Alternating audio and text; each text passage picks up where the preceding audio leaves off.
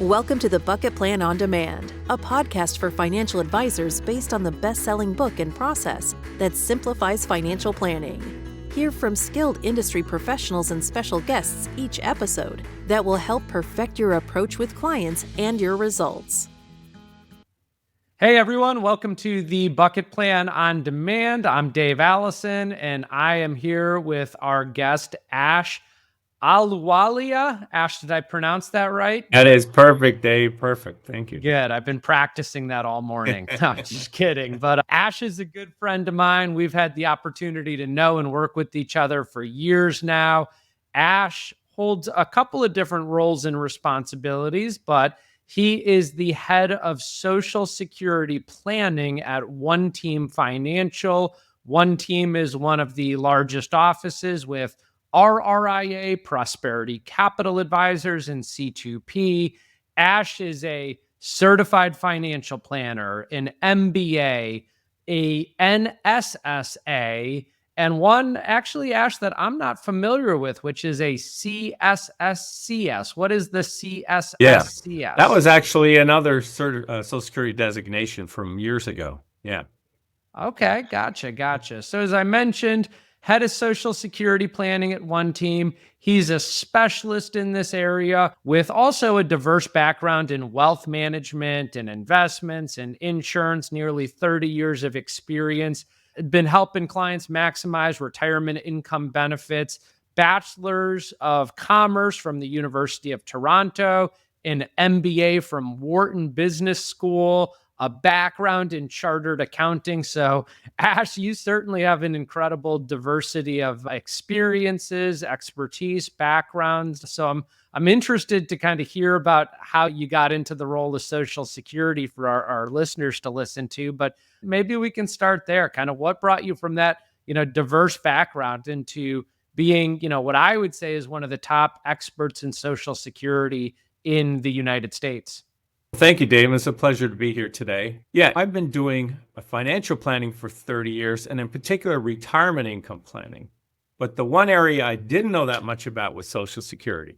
So I realized Social Security would just be too important a part of my clients' retirement planning not to do a deeper dive on. So I started calling all the smart CPAs I know, all the smart tax attorneys I know, even other financial planners to see what they knew about Social Security. And guess what? They didn't know anything either, other than the basics. And I thought, how is this possible? It's such a ubiquitous benefit. Everybody has it. There don't seem to be any experts in it. So I said, I'll take a weekend and learn it. I'm not Dave Alison. It takes me more than a weekend to learn Social Security. So I realized the complexity of this was really an opportunity, because if we as planners don't understand this in a deep way, then our clients certainly don't. And it's an opportunity to help them optimize their retirement income benefits. So it's probably, in my opinion, the most overlooked asset in retirement planning, in the sense that it's not given the care and the deep look that it should. Yeah, well, in my weekend, I've learned at least I have Ash to be able to call on, and I know so many of our other advisors do as well. I mean, Ash, we've been grateful to have you as a speaker at several of our events, from Social Security myths to Social Security for women to navigating COLAs. We've covered some of the lesser known aspects of Social Security for our audience. You gave a great presentation at our last June Mastermind Collegium, where you just walked me through, or I guess all of us through, case studies where, like, it's just mind blowing the number of options and mistakes that people make with Social Security, from, your everyday retiree who's going to rely on Social Security to be a big part of their supplemental retirement income, all the way through some of your clients are ultra high net worth individuals, and how Social Security can just kind of play into some of their multi-generational wealth transfer plans. And so I'd love to just spend a little bit of time diving into some of these different areas today. Yeah, sure. Whether you need the money or not, you have to make a decision on Social Security, right? So you want to make a smart decision. Warren Buffett collects Social Security. It's really a ubiquitous benefit. People at some point want to not just show up and wing it, but actually give it a lot of thought and say, how do we integrate it into our overall retirement income plan? Because there is no cookie cutter solution. There's no best strategy. It depends on so many other factors. So if clients have life insurance. That's important to know because then maybe I don't have to maximize survivor benefits. But if they don't have life insurance, maybe that's important. What about their other assets? Are they all piled up in retirement accounts where all the money coming out is taxable? Or do they have it in non-qualified accounts? So when you're trying to design the highest after-tax income in retirement, how does Social Security fit into that?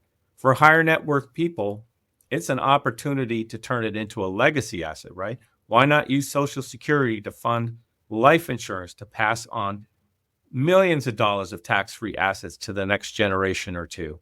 Or maybe for people who need Social Security, but the one hole in their retirement plan is long-term care.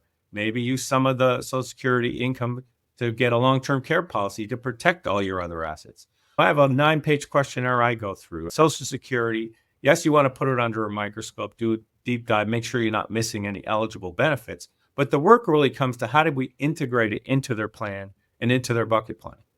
Yeah, that's awesome. I mean, that one example, I remember when you shared it with me, it really resonated of just how many dimensions there are to Social Security optimization and planning. Like the one for like an ultra high net worth client, right? Of so many people think, well, you don't really need the income, so wait till 70.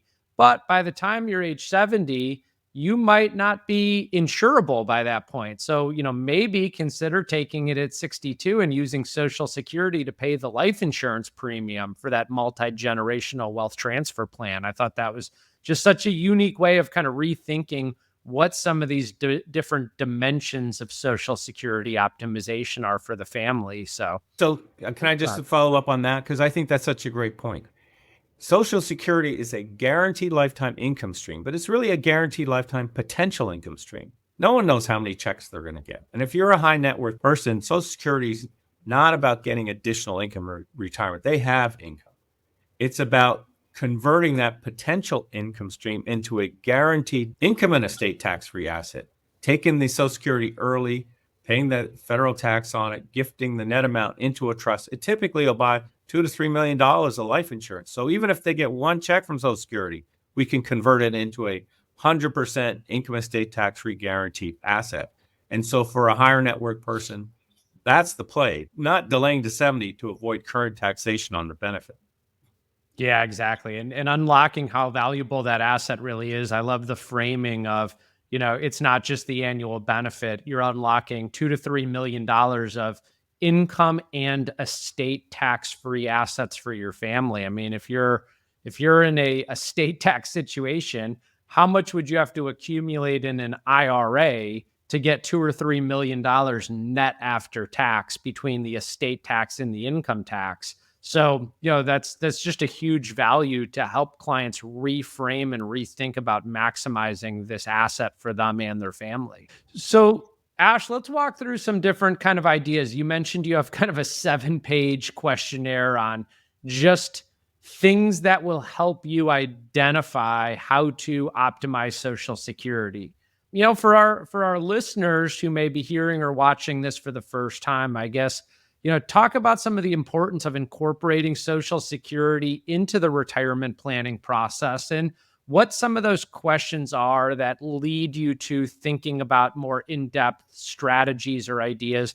I think Social Security is foundational to retirement income planning. When we look at most of our clients, very few of them have pensions. They have IRAs and 401ks, but I tell them, look, you can outlive those, but you can't outlive a defined benefit pension plan. But maybe 10% of the population has those. But the reality is all my clients have guaranteed pensions because they have Social Security. So it's a guaranteed pension. You can't outlive it. It's guaranteed by the federal government.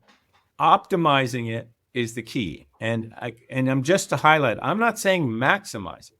I'm saying optimize it because everybody that I know of who's trying to solve the problem, what's the best Social Security strategy, they're trying to find out of all the strategies available, which one would pay them the most amount of combined lifetime benefits, meaning a husband and wife benefit, over their retirement. And in my 2,000 clients, I've never had a single client choose a strategy that pays them the most money because the one that pays the most is literally never the best. And the reason I say that is, although Social Security is a guaranteed lifetime pension, it's a guaranteed lifetime potential pension. You're more likely to get the first 5 or 10 years of checks than the last 5 or 10. And then you have to look at the net present value. For example, my clients want the strategy that pays the most. They both delay to 70, max out their checks. They get 20 years of checks.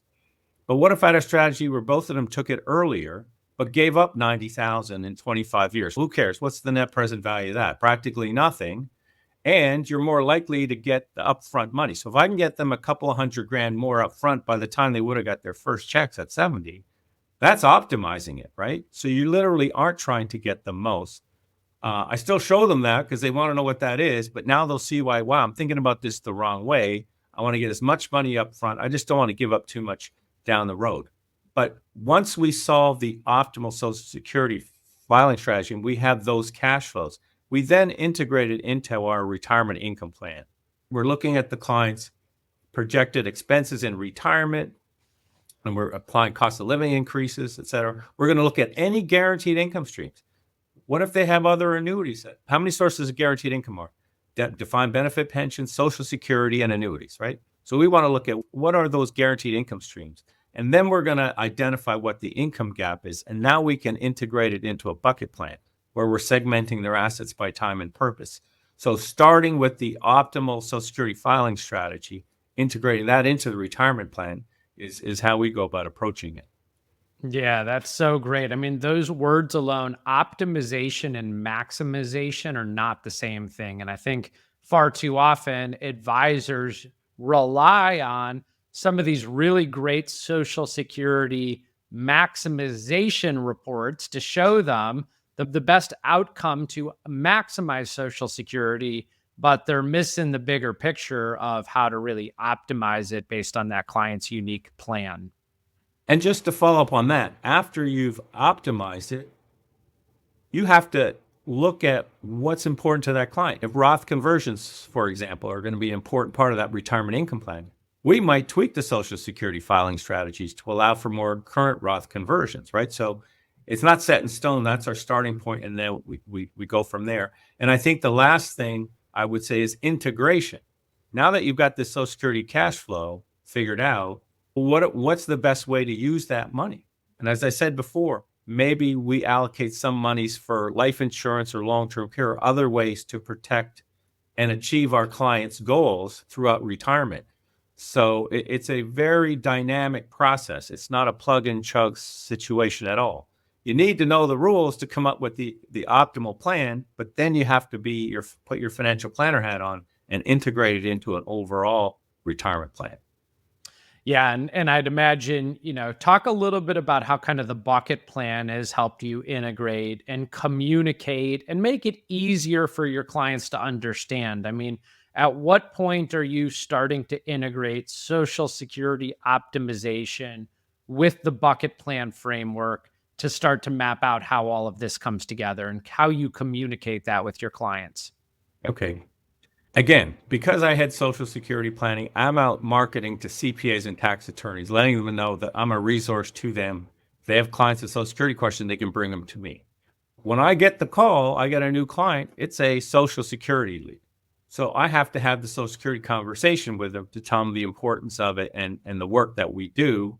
But that really tees off a bigger conversation about retirement income planning. I said, I'm going to identify that optimal Social Security filing strategy, but what we really need to do here is build a retirement income plan for you so you don't have to stress out about outliving your money, because that's generally the biggest concern most of our clients have. So I'm really essentially upselling the greater work. And I said, yes, Social Security is just a subset of retirement income planning. You really need to build it into it. Let me talk about how our firm does retirement income planning. And then I can bring up the bucket plan approach to retirement income planning. And I said, yeah, I'm going to do a deep dive on your Social Security, but I'm going to bring my team members in to do the retirement income planning. And out of that process, we're going to generate a retirement income cash flow. Once you figure out that Social Security, what we're trying to do is create a bulletproof retirement income plan. And we have this award-winning approach called a bucket plan. And the mere descriptions of the now, the soon, the later bucket, I said, think of the soon bucket as that income engine, right? For the first 10 years in retirement, we want to make sure, regardless of what happens in the stock market interest rates, you're going to have protected guaranteed income. So the concept of having guaranteed income built into an overall retirement plan makes sense for them. So the Social Security is, as I said, just a subset of our retirement income planning, and the bucket plan is how we allocate those assets to protect their income in retirement. I want to ask you a question on kind of marketing of all of this, because to your point, you just alluded to it. You take a very unique approach. Like a lot of advisors out there are doing like social security workshops, or they're talking about social security maximization. I mean, you've literally built what could be its own standalone company on just social security optimization and charging a fee for it, really through centers of influence like attorneys or CPAs. Talk a little bit about what that conversation looks like with attorneys, with CPAs, and how you've kind of orchestrated some of this, including, if you wouldn't mind sharing, kind of what your pricing model looks like of how you charge those clients when a COI brings them to you for Social Security optimization. Okay, yeah, that's a great question. So here's the evolution. When I started and I learned Social Security and I went out, I started doing public workshops. But very quickly, I realized that this is not the marketplace I want to be in, because I'm in a room full of people. I don't know them. They don't know me. They don't know what Social Security planning should be, should cost, any of that. And I said, what, if I get a client from that group, I might get 1 or 2 referrals from that new client. But if I have a room, 100 CPAs in the room, they have hundreds of clients. The firm has thousands of clients. I'm looking for people to prospect for me. I want these centers of influence out because they're having the conversations. I realize when clients have questions on Social Security, for the most part, they're going to ask their accountant. They may ask their attorney, right? They're not necessarily going to talk to their neighbor. So I want that. When I teach CPAs, so I decided, you know what? I'm going to create continuing education classes for CPAs.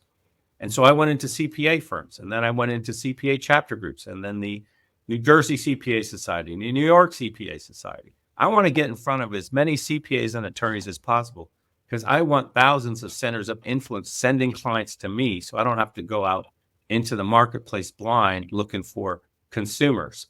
I do it for a couple of reasons. One, I get calls almost every day from a CPA or an attorney with a client who has a question.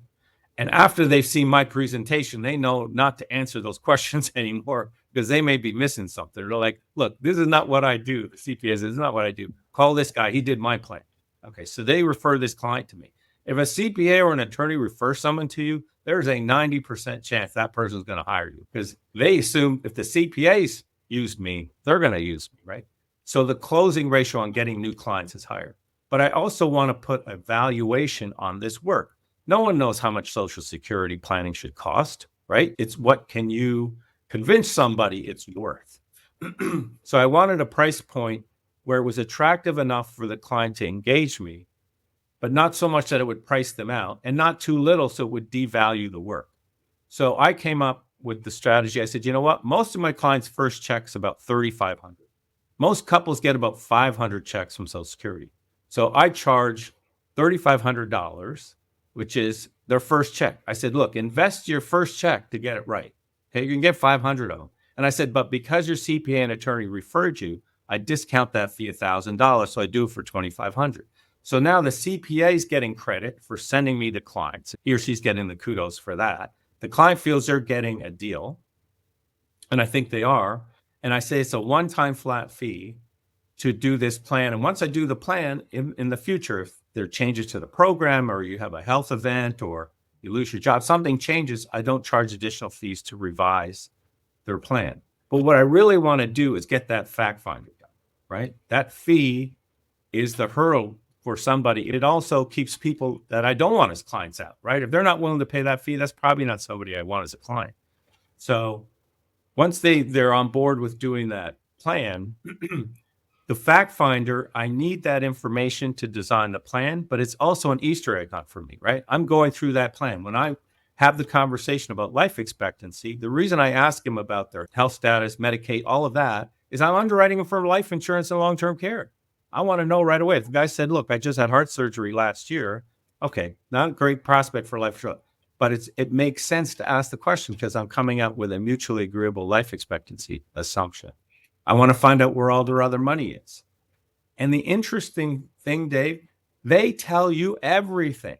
You would think Social Security, they're not saying, why do you need to know about my life insurance? No, they understand that they designed the optimal strategy. I need to know where all their other money is. Do they have life insurance or not? Right? Or long-term care.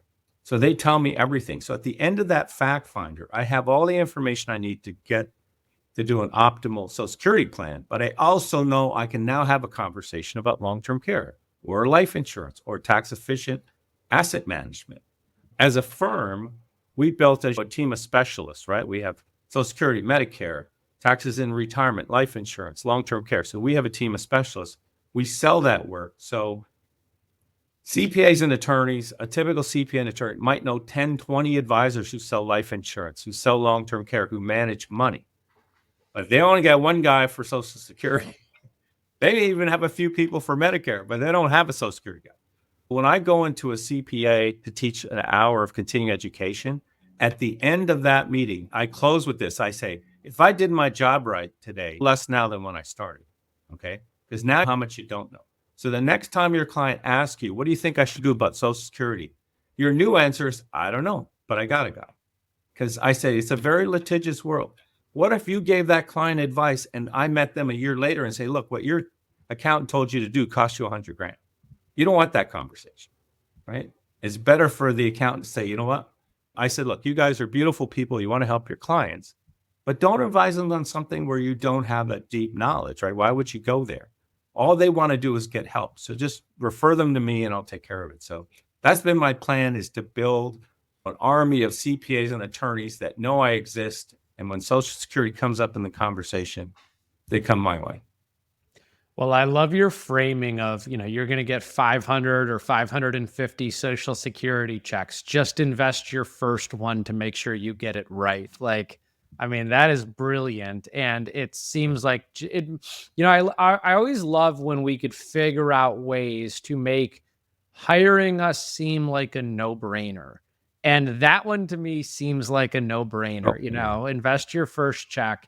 And, Ash, I've been invited to participate in a couple of your client meetings of people that came through the door of Social Security and then partaking as a subject matter expert to talk about taxes or investments or whatnot. And I will say the proof is in the pudding of I've heard how these clients have raved about your advice and your recommendations and helping them reframe how they're even thinking about these. And some of these clients are $20-30 million clients that probably before meeting you are just yeah, Social Security is what it is. I hear that a lot from my ultra high net worth clients. They're who cares?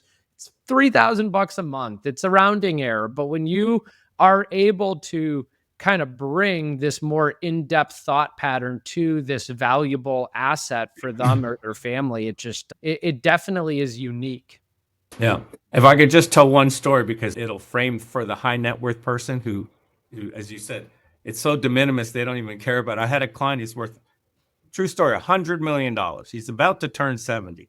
And I said to them, have you filed for Social Security yet? He goes, no, and I don't think I'm going to. I don't think it's worth my time. I said, really? So 10 minutes of your time is worth more than $2 million, guaranteed 100% income and estate tax free. You go, Social Security is not going to pay me that. I said, they might. How's your health? He goes, good. How about your wife? Good. I said, stop talking to me. Call Social Security, get your money, pay the tax on it. You're net $40,000. We'll get you $2-3 million of life insurance. Tax free, who? And they're I never even heard of that before, right? The whole concept of it. So even if you're worth $100 million, who walks away from $2 million guaranteed tax free? Yeah, that is awesome. That is awesome. So let's two quick things as we, land the plane here. Softwares that you individually use. I know you've vetted a lot. There's probably ones you favor more than others. What's your go-to right now as you think about Social Security maximization or optimization software you're using? Yeah. So the software I use is Social Security Solutions. I've looked at a lot of other ones. I landed there because they do side-by-side cash flow comparisons, which is what I want. I want to see year by year on an annual and cumulative basis, what's the difference in these payment streams? So I can see how to get them the most money by the time they would have got their first checks at 70, say, right? They also have a team of people internally. So you have technical questions on Social Security. They actually know quite a bit, and they know how to design the software plans, like the actual in data inputs to get to, so you can illustrate those strategies better. I think that you need to have a good software program like that. I think you need to get certified in Social Security. That the NSSA certification helped me a lot, not because just for the information I got, but you're in the marketplace touting yourself as a Social Security specialist. And yeah, I'm a certified financial planner, but also saying I have a specialty in Social Security. I was fortunate I won the award as the advisor of the year a few years ago. So that gave me some kudos because I got into the newspapers and things like that. If you're trying to position yourself in their minds as you're a specialist, you're an expert, right? Those things help. So the software is only as good as the person running it, though, right? Because it'll illustrate incorrect things too. If you don't know the rules, it'll run those. So knowing the rules is important, but having a team behind, which the software company does, I think is also helpful. And I know C2P has a discount with NSSA for anybody that's interested in learning more about that. Ash, on occasion, you also do some joint work with our advisors at C2P, right? If they have more complex situations, something they feel is a bit over their head, talk a little bit about your availability and working with some of our other advisors at Prosperity Capital. Yeah, absolutely. Yeah. So I've had some advisors reach out to me. Sometimes I just help them with questions because they're working on a case and they don't necessarily need to engage me to do a comprehensive plan. I've done plans for some of the advisors themselves, right? Because they're getting to Social Security age and they want to make the right decision. So I've done plans for them. I offer anybody a 15-minute complimentary consultation. If any of their clients have questions, they can call me. They have questions, they can call me. But when I get engaged to do an actual analysis, I do extend the discounted fee for that. And then it could create joint work opportunities for us as well. Because if I can uncover some insurance, investment, long-term care opportunities that they didn't see before, this is something that we can work on together. Yeah, it's a case-by-case basis, but it's nice to be a resource to all my C2P friends. And why not leverage each other's expertise, just as we lean on you and other members, right, for your expertise. This, for us, is another opportunity to help out our partners. Awesome. Well, here's the $1 million question then. We're recording this. We have a new incoming administration. We have a lot of talk around Social Security and whether it'll be here, whether it won't be here, what, public policy is going to look like. What are you talking about with your clients, that maybe have some concerns around Social Security? And like, should I delay till 70? Will it even still be here by age 70? What's your viewpoint on it all? Well, what's the Chinese expression? May you live in interesting times. So we are living in interesting times. Social Security's, regardless of which administration comes in, right? It's always on the radar. What are we going to do here? If we do nothing, it's going to run out of money in 10 years. But by the way, if that happens, the trust fund goes to zero, but Social Security will still pay about 80% of their benefits because most of the money's coming for tax receipts anyway. So there's that. There are a lot of easy fixes to Social Security in the sense of how to extend the life of that trust fund. I think politically, the ones that you're going to see most are the ones that don't affect people who are retirees now, okay? Because they're a heavy voting bloc. You don't go into Florida and tell people you're going to cut their Social Security. I think one of the easier ones is they're going to keep pushing the full retirement age out. It used to be 65 and 66. Now it's 67 if you're born after 1960. But I can see that going to 68, 69, or 70 because younger people don't even think they're getting Social Security. If you tell them they're not getting it till 68 or 69, they're like, yeah, whatever. I think the cost of living is really expensive. Very rarely will you find a pension that has a cost of living increase on it, right? Only government pensions do that. Social Security's still doing it. But they could put a cap on it. They could eliminate it. Because when they designed Social Security, you were supposed to retire at 65 and be dead at 72. Now you could be alive at 92, right? So they're paying these huge cost of living increases. So they may do something with that. They may means test it. As they're already means testing Medicare. That's what the IRMA's all about. So they could say maybe if your income's over a certain amount, you get 90% of your benefit or 80% or something. They could do that. They could increase the taxation of Social Security. I think that's coming right now. For most people, they're going to include 85% of it in their federal taxable income. That's going to 100%, right? Why would they stop at 85? I think that's going to happen. Increasing the taxable wage base on Social Security. But it's a political program, right? It's a government program subject to change. So I think change is afoot, but at this point, it's not clear the direction the administration is going into. I hear they might not tax Social Security. I hear the other way, right? It could go the other way, but it's always going to be talked about. But I know this, 16 million Americans get a check from Social Security, and 20% of them have no other income. So the Social Security is not going away. They're not going to take that away.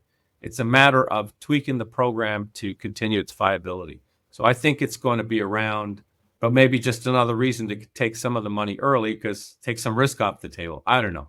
I think because it's a guaranteed lifetime pension, it's very important to get it right and not try to guess too much about the direction's going to go this. I don't think it's going to be so dramatic that your filing strategy is going to change significantly.